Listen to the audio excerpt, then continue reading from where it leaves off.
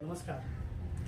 आज आपण महाराष्ट्रामध्ये सेंद्रिय शेतीचं गाव म्हणून ओळखलं जाणारं रत्नागिरी जिल्ह्यातल्या खानू गावातील जे महत्त्वाचे व्यक्ती आहेत, ज्या सेंद्रिय शेतीसाठी त्यांनी महात्माचा वाटा उचललेला असे डॉक्टर संदीप कांबळे आज यांच्याशी आपण त्या खानू गावाविषयी माहिती जाणून घेणार आहोत. खरं तर एक सामान्य गावातला एक तरुण गावाच्या विकासासाठी नव्हे तर राष्ट्राच्या विकासासाठी आणि विषमुक्त अन्नाच्या प्रचारासाठी कशा प्रकारचं काम आणि योगदान देतोय. महत्त्वाचं दुसरी गोष्ट अशी आहे की खानू गावातला हा तरुण आणि सेंद्रिय शेतीमध्येच आता PhDचा विद्यार्थी होऊन आता डॉक्टरेट मिळवण्याच्या प्रक्रियेमध्ये त्याचा महत्त्वाचा सहभाग होत आहे. या सर्व गोष्टीविषयी जाणून घेण्यासाठी आज आपण डॉक्टर संदीप कांबळे यांच्याशी बातचीत करणार आहोत. नमस्कार सर. नमस्कार सर, आपल्या सेंद्रिय गावाची खानू गावाची कशी ओळख निर्माण झाली त्याची थोडीशी पार्श्वभूमी सांगाल का? सर 2016-17ला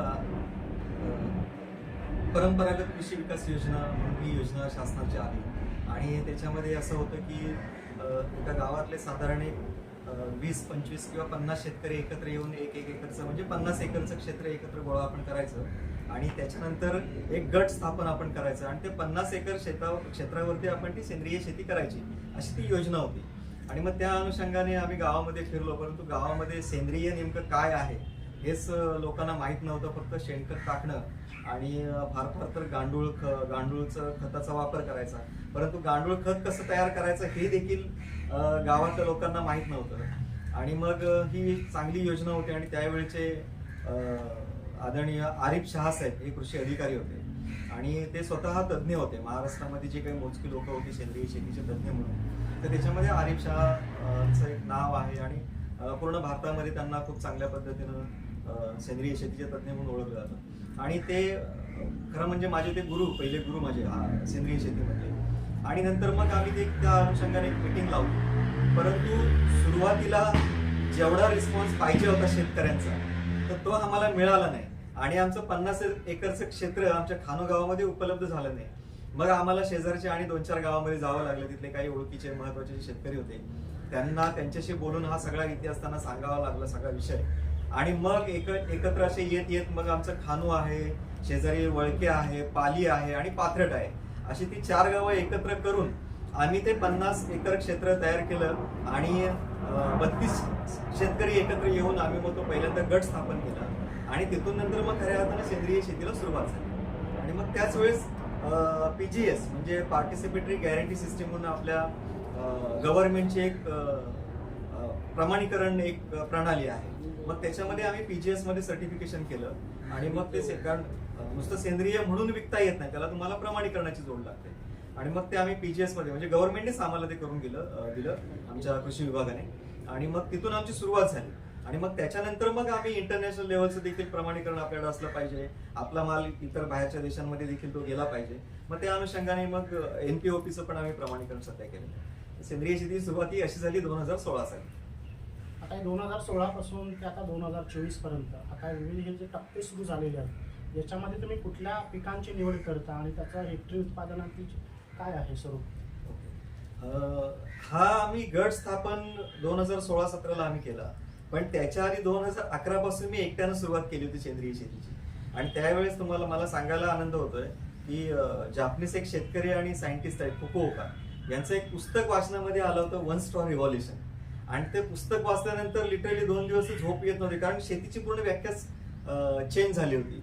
आपली पारंपरिक पद्धतीची जी शेती आहे तर त्याच्या पण वेगळी पद्धत की कुठे तुम्हाला नांगरणी करायचीच गरज नाहीये, की कुठे फवारणी करायची गरज नाही किंवा कोणत्याही प्रकारचं खतं NPK किंवा इतर जी काही सूक्ष्म अन्नद्रव्य ह्या सगळ्या गोष्टी टाकायची गरजच नाहीये. मग तिथून खरा अभ्यास चालू झाला. आणि नंतर मग हळूहळू, कारण त्याच्या आधी मला 2 पुरस्कार मिळालेले होते, तालुकास्तरीय भात पीक स्पर्धेमध्ये, जिल्हास्तरीय भात पीक स्पर्धेमध्ये. परंतु हे करत असताना त्यावेळेस मी युरिया DAP वापरली होती. 2009 आणि 2010ची गोष्ट आहे. 2011 पासून मी पूर्णपणे सेंद्रिय शेतीकडेच वळलो आणि नंतर मग आदरणीय आरिफ शहा साहेबांचे संपर्क वाढला आणि मग त्यांच्या मार्गदर्शनाखाली हे आपण सुरुवात केली. आणि कुठले उत्पादन तुमच्या गावामध्ये? आता त्याच्यानंतर काय झालं बघा, की उत्पन्न तर घ्यायचं आहे आणि एक मानसिकता आहे, खास करून जे आपले भात उत्पादक शेतकरी जे आहेत तर त्यांची एक टेंडन्सी आहे की भातामध्ये युरिया टाकल्याशिवाय भात पिकणारच नाही, शेती होणारच नाही, असा एक तो गैरसमज होता. आणि मग तो घालवण्यासाठी फार मोठे प्रयत्न करावे लागले. आम्ही सुरुवात भातापासूनच केली. ऍक्च्युली जसं बघायला गेलात तर काजू मोठ्या प्रमाणामध्ये गावामध्ये आहे, काजू आहे, आंबा आहे. ही मोठी जरी पिकं असली तरी पण त्या ठिकाणी एवढ्या मोठ्या प्रमाणामध्ये कुठच्याही केमिकलचा वापर केला जात नाही. आंब्यामध्ये फवारणी केली जाते, परंतु काजूला काही वापरायची गरज नाही. मग आम्ही मुख्य पीक समोर डोळ्यासमोर काजू ठेवलं होतं, पण त्याचबरोबर भातामध्ये देखील आपल्याला देखील काहीतरी करता येऊ शकेल का हा विचार चालू होता. आणि माझ्याकडे गेली 40 वर्षापासूनच म्हणजे आजोबांनी एक ते काळा भाताचं एक आमच्याकडे वाण होतं, त्याला काळाबाई म्हणायचे. आता त्याचा पण इतिहास फार इंटरेस्टिंग आहे, तो मी तुम्हाला जर वेळ मिळाला तर परत सांगेन. तर ते एक काळा भात होतं आणि मग ते थोडासा अभ्यास चालू झाला आणि मग अभ्यास चालू झाल्यानंतर मग त्या काळ्या भातामध्ये मला अनेक एक अशा वेगळ्या प्रकारच्या कणस किंवा लोंबी असे मला वेगळ्या प्रकारच्या मिळाल्या. मग त्या मी काढून सेपरेट केला. पुढच्या वर्षी मग ते आणि त्याचे काहीतरी वेगळे प्रयोग करून त्या काळ्या भाताचे मी 2 जाती निर्माण केल्या. आणि त्याचबरोबर आमच्याकडे त्यावेळेस मुडगा नावाची एक जात होती लाल भाताची, की जी लहान बाळाला किंवा वयस्कर माणसांना पेज जर दिली तर त्यांच्या अंगामध्ये जे कॅल्शियमचं प्रमाण आहे तर ते फार मोठ्या पद्धतीनं होतं. आणि ते घेतल्यानंतर डायबिटीसचं देखील कंट्रोल, म्हणजे शुगर तुमची जी रक्तामधली आहे तर ती स्टेबल राहण्यासाठी हे लाल भात चांगला आहे. आणि त्याला मुडगा म्हणून जात फार फार जुनी जाती होती, आता ते नामशेष झालेले आहे. तर त्याच्यामध्ये पण देखील मग ते आयडिया येत गेली, अभ्यास वाढत गेला, वेगवेगळी कृषी विभागाची प्रशिक्षणं असायची, मग ते प्रशिक्षणं वगैरे घ्यायला लागलो. आणि त्याच्यानंतर मग ते लाल भातापासून मी अजून 3 म्हणजे एकूण लाल भाताच्या 4 मी जाती निर्माण केल्या आणि काळ्या भाताच्या 2 जाती निर्माण केल्या. अशा मग हे 6 जाती आपल्या निर्माण झाल्या. काळा आणि लाल तांदूळ निर्माण करणारे गावाची हळूहळू ती ओळख निर्माण झाली. मग आम्ही सगळ्या शेतकरी गट असतील त्यांना सगळ्यांना एकत्र करून आपण काय करता येईल तर आपल्याला याच्यावरतीच काम करता येईल. आता त्या भाताची किंमत जर विक्री करायला जर तुम्ही गेलात तर नॉर्मली कशी आहे, एक 30-40 अगदी जरी तुम्ही कच्चं साळ किंवा जरी भात असं जरी तुम्ही विकायला गेलात तर ते साधारण एक 17-18-19 रुपये किलोनं जात होतं. मग त्याचे आम्ही तांदूळ केले. तांदळाला थोडासा एक 20-25-30-35 रुपये दर आला. पण मग पुढे जाऊन आम्ही विचार केला की आता आपण सेंद्रिय तर करतोच आहोत. मग सेंद्रियचं सर्टिफिकेशन झालं आमचं. मग सर्टिफिकेशन झाल्यानंतर त्याच तांदळाला थोडासा दर जास्त मिळायला लागला. म्हणजे आम्ही, आणि तो पण आमचा ब्रँड झाला होता. ते ब्रँड होण्यासाठी देखील 2018ला एक वर्ल्ड एक्झिबिशन झालं होतं दिल्लीला, आणि त्या ठिकाणी माझं एक लेक्चर पण तिथं ठेवलं गेलं होतं. आणि त्यावेळेस आम्ही काय केलं होतं की 16ला आमची गटाची सुरुवात झाली आणि मग गटाच्या माध्यमातून जे गावामध्ये होतंय म्हणजे हळद होते, बरोबर ना, त्याचबरोबर हे तांदूळ होते, वरई होते, नाचणी नागली होते. मग हे सगळे प्रोडक्टचे त्याचे मग पिठं असतील असं करून मग ते लाल तांदूळ जे आम्ही केले होते किंवा काळे तांदूळ आम्ही केले होते तर त्याला आम्हाला 100 रुपये 125 रुपये दर मिळायला लागला होता, ऑर्गॅनिक आणि लाल आणि काळे. मग याच्यावरती पुढे जाऊन अजून आपल्याला काय करता येईल का. मग असं करता करता डोक्यामध्ये विचार आला की आपण पोहे पण करून बघूया. मग आम्ही लाल पोहे तयार केले, काळे पोहे तयार केले, हे पण आम्ही दिल्लीला घेऊन गेलो होतो. त्याचबरोबर त्याच्या पुढे जाऊन मग अजून आपण चुरमुरे वगैरे करता येतील का, म्हणून मग लाल तांदळाचे चुरमुरे, काळ्या तांदळाचे चुरमुरे असे करून मग आम्ही ती सगळी प्रोडक्ट दिल्लीला आम्ही घेऊन गेलो. मग ते गावाचं नाव कुठेतरी यायला पाहिजे म्हणून मग दिल्लीला आम्ही जवळजवळ 119 देश त्यावेळेस पार्टिसिपेट झाले होते. आणि मग ते 119 देशांच्या पुढे आम्ही आमच्या खानूचा हा ब्रँड आम्ही संपूर्ण जगासमोर आणला आणि खानू खजाना हा ब्रँड आम्ही तयार केला. आणि खानू खजाना ब्रँडनेच आता जी काही विक्री होते प्रोडक्टची तर ती खानू खजाना ब्रँडने होते.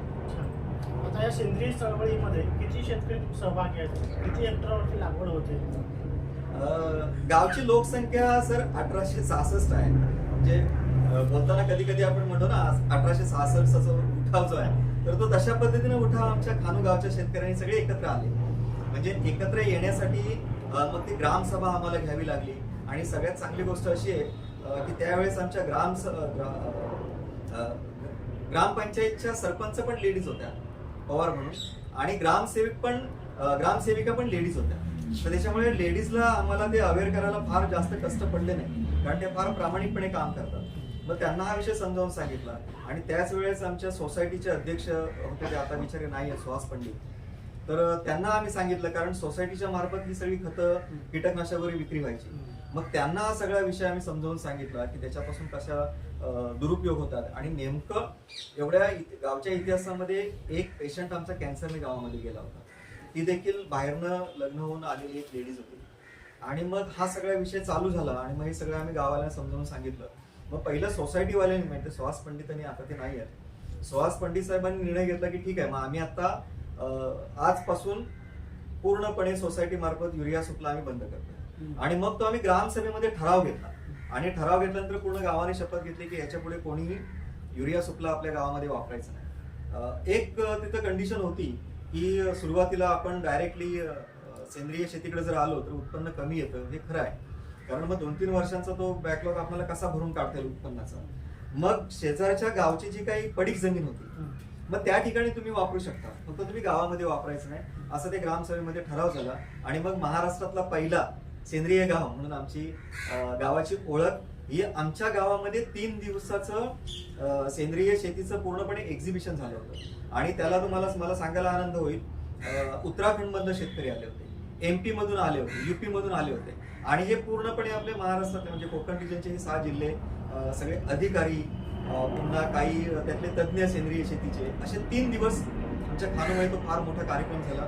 कृषी विभागानं तो घेतला होता. आमचे आदरणीय विकास पाटील साहेब त्यावेळेचे JDA होते, पुन्हा आरिफ शहा साहेब होते, ACO म्हणून कृषी विभागाचे जगताप साहेब होते, आणि सगळी मंडळी त्यावेळेस होते. आणि मग त्यावेळेस आदरणीय कलेक्टर साहेब चव्हाण साहेब होते, डॉक्टर चव्हाण साहेब, तर ते कलेक्टर होते. आणि आमच्या CEO मॅडम होते.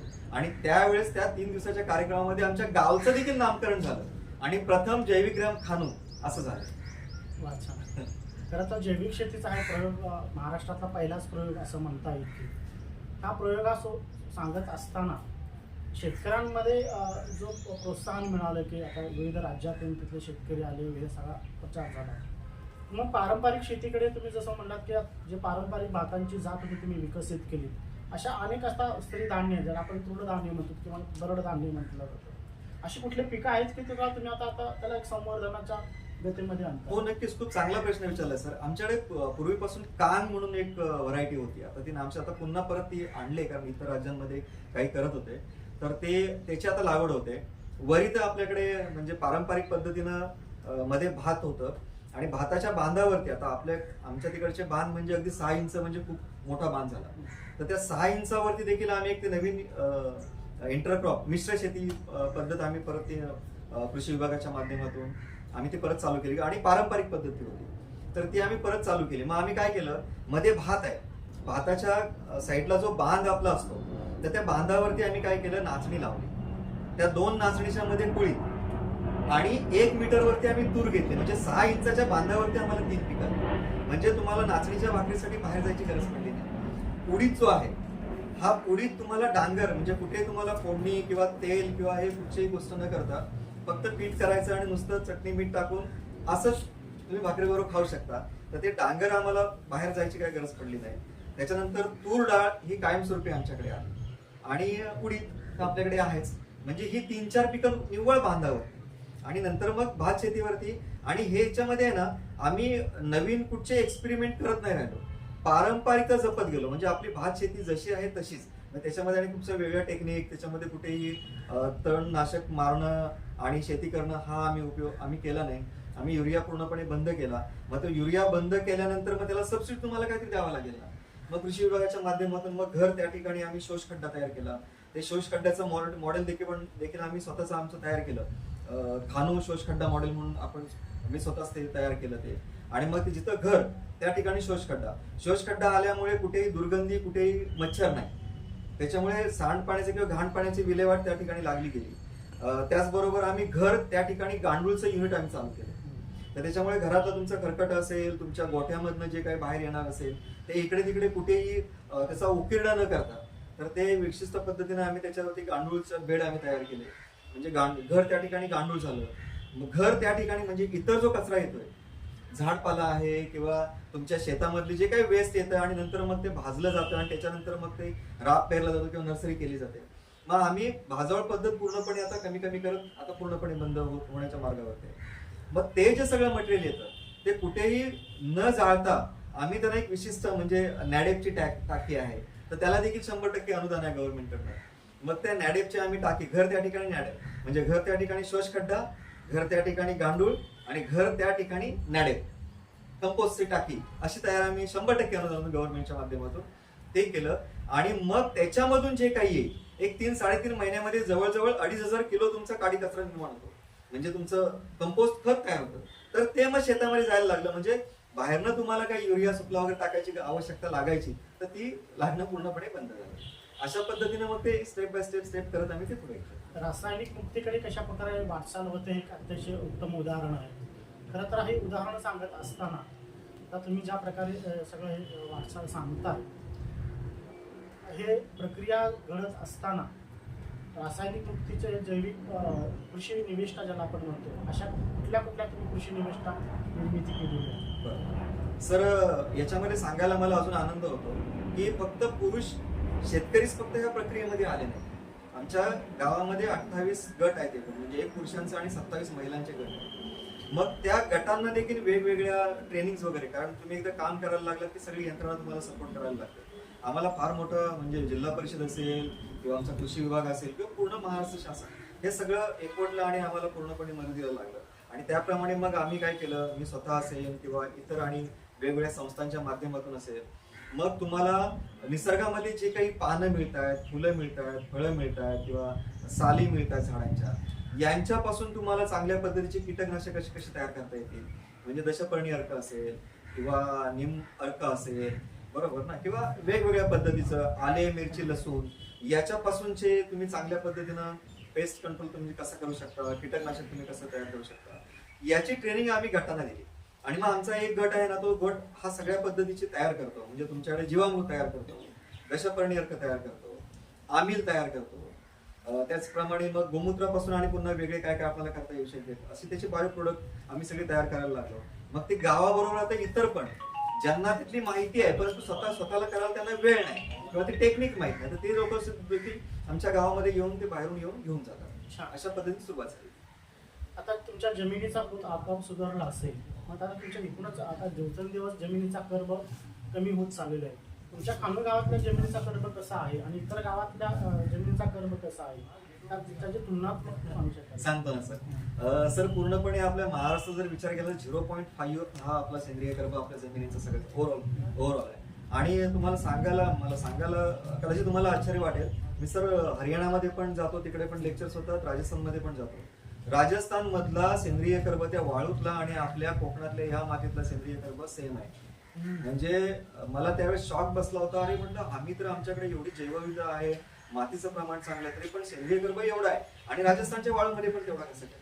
मला सांगायला आनंद होतोय, आमच्या खानू मधल्या जमिनीचा सेंद्रिय कर्ब 2% वरती म्हणजे जो तुम्हाला जंगलामध्ये मिळतो 2 ते 5% जो तुम्हाला सेंद्रिय कर्ब मिळतो, तो पूर्णपणे सेंद्रिय कर्ब आमच्या खानूला झालेला आहे. कारण सेंद्रिय शेतीमध्ये एक सूत्र आहे, म्हणजे तुमची जमीन 45% असायला पाहिजे, पाणी 25% असायला पाहिजे, हवा 25% असायला पाहिजे आणि 5% तुमचं सेंद्रिय कर्ब जर असेल तर तुम्हाला बाहेरून काहीही कोणतीच वस्तू तुम्हाला जमिनीवर टाकायची गरज पडत नाही. कारण ते जमिनीमध्ये सगळे सूक्ष्म जीवाणूंपासून शेतीच्या उपजाऊसाठी जेवढ्या आवश्यकता गोष्टी लागतात त्या सगळ्या तुमच्या मातीमध्ये असतात. आणि मला सांगायला आनंद होतो की आमची खानोची माती आता ती जवळजवळ त्या कंडिशनला आहे. आता जमिनीचा कर्ब अतिशय सुधारलेला आहे, जमिनीचा पोतही सुधारलेला आहे, उत्पन्नाचं हेक्टरी उत्पादन कसं आहे? आणि पुढचा प्रश्न असा आहे की माझा, की बाजारपेठ हा अतिशय महत्त्वाचा भाग आहे. जोपर्यंत तुमची मूल्य साखळी उत्पादन ते ग्राहक ही साखळी जोपर्यंत विकसित होत नाही, तिथला शेतकरी सुखी आणि संपन्न होत नाही. ह्याकडे तुम्ही कसा दृष्टिकोन पाहता किंवा तिथले शेतकरी कसे आत्मनिर्भर झाले?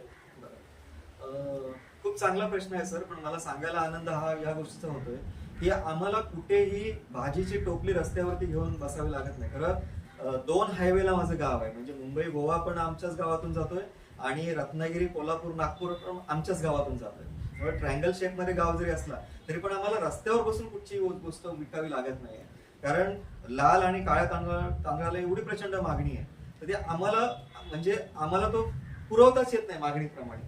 म्हणजे मागणी प्रचंड आहे आणि पुरवठा कमी अशी कंडिशन आहे. तर त्याप्रमाणे मग आम्ही काय केलंय, रत्नागिरी पूर्ण जिल्ह्यामध्ये 28 गट आहेत सेंद्रियचे आमच्या बरोबर झालेले.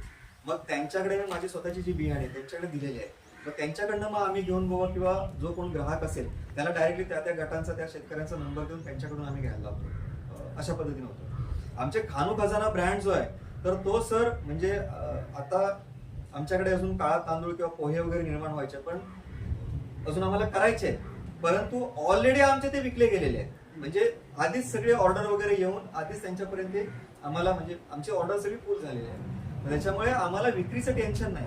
आणि दुसरी गोष्ट काय आहे की आमचं पूर्णपणे गावच सर ऑर्गॅनिक मध्ये आलेलं आहे, म्हणजे सर्टिफिकेशन मध्ये. म्हणजे पीजीएचं सर्टिफिकेशन तर आहेच, पण त्याचबरोबर जे इंटरनॅशनल लेवलचं जे आहे आपेडा अंतर्गत जे आपल्याला होतं की ज्या जगातल्या तुम्ही इतर देशांमध्ये तुमचा माल पाठवू शकता, म्हणजे आंबा असेल किंवा काजू असेल किंवा भात असेल, तुम्ही जसं मिलेट्स म्हटलं ते असेल, तर त्याच्यासाठी जे पाठवण्यासाठी जे एनपीओपीचं सर्टिफिकेशन लागतं तर ते देखील आमचं झालेलं आहे. आणि याच्यासाठी तुम्हाला मला सांगायला आनंद होतोय, समृद्धी ऑर्गॅनिक फार्म म्हणून पुण्याची एक फार मोठी कंपनी देशाच्या इतर जगामध्ये इतर देशांमध्ये ती काम करते. तर त्याचे आदरणीय प्रशांत मोरणकर साहेब यांच्या बरोबर आमची मिटिंग एकदा आरिफ शहा साहेबांनी आमची करून घेतली. आणि मग मोरणकर साहेबांनी सांगितलं की मी हे पूर्ण गावच जे आहे ना ते पूर्ण गाव मी दत्तक घेतोय आणि पूर्ण गावाचेच जे म्हणजे प्रत्येक शेतकरी आणि शेतकरी हा सगळा शेतकरी सर्टिफिकेशन खाली आहे. म्हणजे हे गाव पण आमचं एकमेव महाराष्ट्रातलं किंवा मला वाटतं कदाचित पूर्ण देशातलं एकमेव असं गाव असेल की अख्खा गावात सर्टिफिकेशन खाली आहे. त्याच्यामुळे एकही इंच आमची विदाउट सर्टिफिकेशनची एकही इंच जागा आमची नाही, आम्ही सगळे सर्टिफिकेशन खाली आहोत. मग आता थोडस शेतीबद्दल झालं, गावातलं अर्थकारण ज्याला आपण म्हणतो की तिथले स्थलांतर, कोकणामध्ये स्थलांतराचं प्रमाण जास्त आहे. त्या गावातलं स्थलांतराचं प्रमाण, शिक्षणाचं प्रमाण काय आहे, नोकरीचं प्रमाण काय ते सांगू शकाल का? हा नक्की नक्की नक्की सांगतो. स्थलांतराचं प्रमाण आहे कारण मुंबई तशी फार जवळ आहे आणि आमच्यापासून गोवा पण जवळ आहे. इकडे तुमचं पुणे पण, म्हणजे आम्ही सेंट्रल प्लेसला आहोत. तरुण जो आहे जो आता शिक्षणाचं प्रमाण तर जवळजवळ ऑलमोस्ट 100% आमच्या गावचं प्रमाण झालेलं आहे. म्हणजे गावामध्ये जर तुम्ही एखाद्या किती वयस्कर आमच्या आजीकडून जरी तुम्ही म्हटलं आजी इथं या ठिकाणी सही करा तरी त्या सही करू शकता. म्हणजे ते एक अभियानच राबवलं गेलंय गटाच्या माध्यमातून किंवा माविमच्या माध्यमातून त्यावेळेस. आणि मुलांमध्ये शिक्षणाचं प्रमाण खूप चांगलं आहे. अर्धवट शाळा सोडण्याचं प्रमाण फार कमी झालेलं आहे. ग्रॅज्युएशनच्या पोस्ट ग्रॅज्युएशनचे पण आमचे झालेले मुलं खूप चांगल्या पद्धतीने आहेत. जवळजवळ 8 ते 9 मुलं आता ऍग्रिकल्चरचं शिक्षण घेत आहेत. शिक्षणाचं प्रमाण चांगलं आहे. जरी स्थलांतराचं प्रमाण जरी असलं तरी शिक्षणाचं प्रमाण चांगलं आहे. आणि तिथं जी लोक स्थानिक लोक जे आहेत ते आजही शेती करतायत. आणि आम्ही पारंपरिकतेला कुठेही फाटा देण्याचा प्रयत्न नाही केला की बाबा तुम्ही अशाच पद्धतीने शेती करा, ते स्प्रिंकलरच लावलं पाहिजे किंवा ते असे बेडच झाले पाहिजे, त्याच्यावर तणनाशकच मारलं पाहिजे, असं आम्ही फोर्स करत नाही. कारण शेतीचं प्रमाण फार कमी कमी होत आलं. 2 साईडना हायवे गेलेले आहेत, त्याच्यामुळे आणि जागा कमी होत आल्या. काही अनावधानाने काही जागा देखील इतर बाहेरच्या लोकांच्या मार्फत ते विकल्या गेल्या होत्या. परंतु आता लोक शहाणी झालेले आहेत आणि शेतीबरोबर लागवड जास्त झाली. म्हणजे त्या ठिकाणी मेहनत फार कमी लागते थोडीशी जर तुम्ही फळबाग वगैरे असेल तर. आता आपल्याकडे आंबा होतोय, काजू होतोय, कोकम तर आता सर्रास कोकम करायला लागले कारण कोकमचं अर्थकारण पण लोकांना कळायला लागलेलं आहे. आमचे गट जे आहेत तर ते करवंदावरती वगैरे ते देखील काम करतात. म्हणजे अशा पद्धतीने शेती जी आहे ना आहे त्याला आम्ही जपण्याचा प्रयत्न केला. ते कमी करण्याचा किंवा ते घालवण्याचा आम्ही प्रयत्न केला नाही किंवा अति उत्पन्न येण्यासाठी अगदी मोठमोठ्या मशिनरीचा वापर करा आणि मग त्याच्यावरून शेती करा, तर तसं नाही. जेवढं टिलिंग म्हणजे तुमची नांगरणी जेवढी कमी करता येईल ना अशा पद्धतीने शेती कशी करता येईल अशा ते नियोजन आम्ही करतोय, आम्ही करून दिलेल्या शेतकऱ्यांना. आणि मिश्र पीक पद्धतीवरती जास्त आम्ही भर देतोय. म्हणजे आंबा असेल तर फक्त आंबाच होत नाही, मग त्या आंब्यामध्ये तुम्हाला काळी मिरी कशी लावता येईल, दालचिनी कशी लावता येईल, 4 झाडांच्या मध्ये तुम्हाला लिंबू कसं घेता येईल, कंपाऊंडला तुम्हाला दक्षिण दिशा जी बाजत असते किंवा ते जे तुमची डायरेक्टली सूर्याची किरणं येतात आणि मग तो आंबा भाजला जातो, साका होतो किंवा काजूची साईज कमी होते, मग त्या साईडला तुम्हाला जांभूळ सारखं उंच पीक किंवा कोकम सारखं कसं तुम्हाला झाडं लावता येतील. आणि मग त्याच्यापासून तुम्हाला झाडाचं जे होणारं नुकसान जे आहे सूर्यकिरणांपासून अतिकिरणांपासून तर ते कसं वाचवता येईल. मग याच्यासाठी आम्ही मिश्र पीक पद्धत केली. आमच्यात काही शेतकरी जे आहेत तर ते काजूमध्ये अननस देखील घेतात. आणि खरं सांगायला आमच्या खानू गावामध्ये पाणी फार कमी आहे सर, नदी गावामध्ये नाही. ते कमी पाण्यामध्ये पीक कसं घेता येईल अशाच पिकांची निवड केली जाते. आता खरं तर हे सगळं तुम्ही विविध पीक पद्धती सांगता, मिश्र एकात्मिक पद्धत याला म्हटलं जातं. हे शेतकऱ्यांना एकत्रीकरण करणे फार एक मोठं आव्हान आहे. त्या शेतकऱ्यांना मग तुम्ही समूहाच्या पद्धतीने किंवा शेतकरी उत्पादक कंपनीच्या माध्यमातून जोडलात का? किंवा भविष्यात मग त्याच्या माध्यमातून विविध उपक्रम तुम्हाला राबवता येतात असं काय? नक्की नक्की सांगतो सर. असे प्रयोग आम्हाला करावे लागले सर. त्यावेळेस सुशांत रेवडेकर आमच्या खानू हॉस्पिटलचे डॉक्टर होते. त्यांनी सलग 3 वर्ष सर रिपोर्ट म्हणजे त्यांनी स्टडी केला की या गावामध्ये नेमके चेंजेस काय झाले. 16, 17, 18 3 वर्ष त्यांनी केला आणि 3 वर्षामध्ये त्यांनी शासनाला रिपोर्ट सादर केला. आणि तो रिपोर्ट सादर केल्यानंतर महाराष्ट्रामधलं 1 नंबरचा कायाकल्प अवॉर्ड जो आहे तो आमच्या खानू हॉस्पिटलला मिळाला सर. आणि मला सांगायला आनंद होतो की आमच्या खानू मधले पेशंट कमी पण पंचक्रोशीतले पेशंट त्या ठिकाणी जास्त येतात. आणि त्या तिथपासून आमच्याकडे एकही टीबीचा पेशंट नाही, एकही कॅन्सरचा पेशंट नाही. आणि त्याच्यामुळं त्याचबरोबर जे श्वसनाचे आजार होत असतात तर ते श्वसनाचे आजार देखील एकही पेशंट नाही आमच्या गावात. म्हणजे हे बेनिफिट पैसा किंवा उत्पन्न याच्यापेक्षाही तुमचं जे आरोग्याचं जे आहे ना तर ते फार महत्वाचं होतं. आणि मग त्यांच्या माध्यमातून देखील म्हणजे डॉक्टर्स वगैरे किंवा आरोग्य खातं जे आहे तर त्यांनी देखील हा सगळं अवेअरनेस येण्यासाठी आम्हाला फार चांगली मदत केली.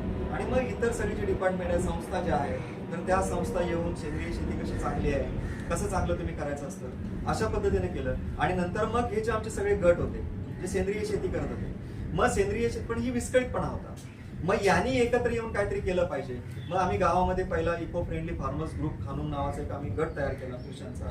आणि मग त्याच्यानंतर मग त्याच गटाला आणि त्याचबरोबर इतर जे आमच्या जिल्ह्यामध्ये जे गट होते त्या गटांना एकत्र येऊन Ratnagiri organic farmer producer company आम्ही स्थापन केली. आणि मग त्या कंपनीच्या माध्यमातून काही आंबा आणि काजू, बाकी इतर काही विकता नाही आलं जास्त, परंतु आंबा आणि काजू जे आहे ही गेली 4 वर्ष आम्ही त्या कंपनीच्या माध्यमातून मग थोडं टर्नओव्हर करायला लागलो. आणि मला सांगायला फार आनंद होतोय सर, कॅनिंगचा आंबा ज्यावेळेस पडलेला तुटलेला किंवा जो बाजारामध्ये अगदीच जेव्हा त्याला किंमत येत नसते तर त्यावेळेस कॅनिंगचा जो आंबा आहे ना हा 25 ते 35 रुपये 40 रुपयामध्ये तो किलोला विकला जातो.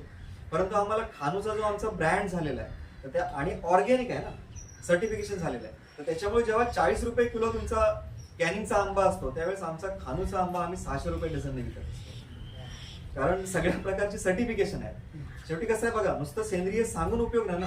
तुम्ही ज्यावेळेस समोरच्या ग्राहकाला जातो ते बाबा हे बघा आमचं हे सर्टिफिकेशन आहे आणि आमचा प्युअर हा ऑर्गॅनिक आहे, त्याच्यामुळे ऑब्व्हियसली तुम्हाला जो दर आहे तर तो दर तुम्हाला मिळतो. कारण त्याला रंग, त्याला चव ही सगळीच त्याच्यामध्ये येत असते.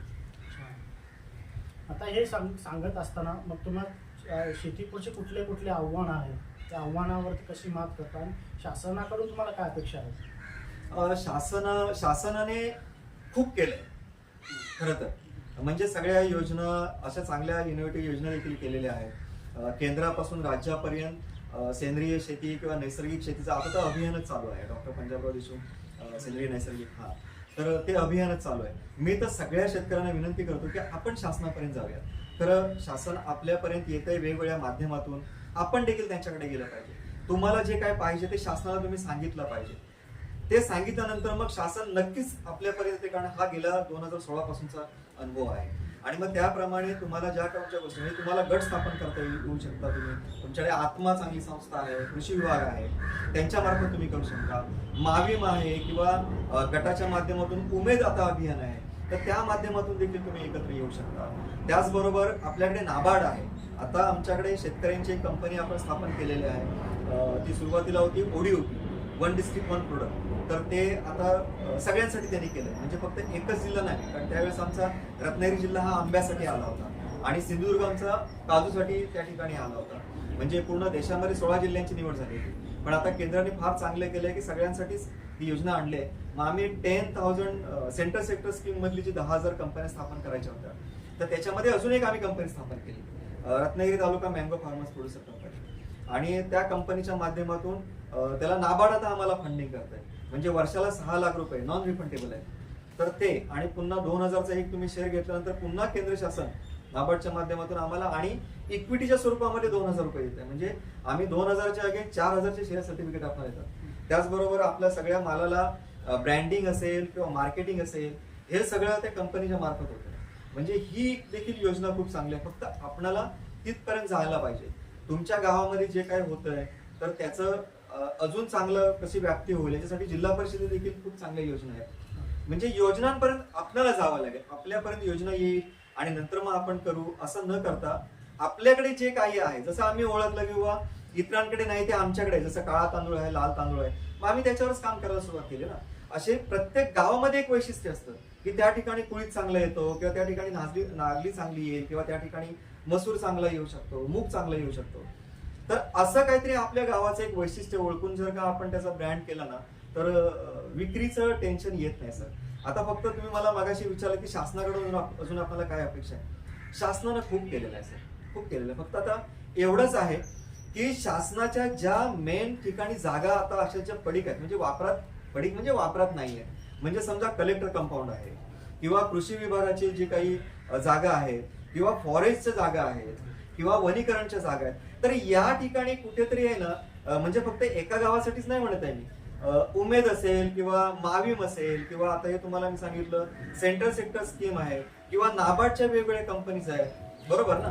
तर यांच्यासाठी विक्री केंद्र एक जर कुठे अशा ठिकाणी जर झालं, म्हणजे एक मिनी मॉल असेल किंवा शेतकरी मॉल असेल, तर तो शेतकरी त्या ठिकाणी येऊ नये ना, म्हणजे जसं आठवडी बाजार कसा आहे, तर तशा पद्धतीने पण कायमस्वरूपी त्या ठिकाणी मिळावं, छोट्या छोट्याशा इमारती होऊन किंवा आम्हाला ते डिस्प्ले करता यावं, अशा त्या सरकारी जागा जर उपलब्ध करून दिल्या किंवा खूपशा अशा पडीक इमारती आहेत की ज्याचा वापर होत नाहीये. पडीक म्हणजे पडलेलं नाही, इमारती चांगल्या आहेत परंतु त्याचा वापर होत नाही, तर अशा इमारती जर का आम्हाला शासनानं उपलब्ध करून जर दिल्या, तर ते म्हणजे आमची विनंती राहील शासनाला की अशा पद्धतीने देखील आपण विक्रीच्या अनुषंगाने आपण ते काम करावं, असं एक शेतकरी म्हणून माझी त्यांना शासनाला विनंती असेल.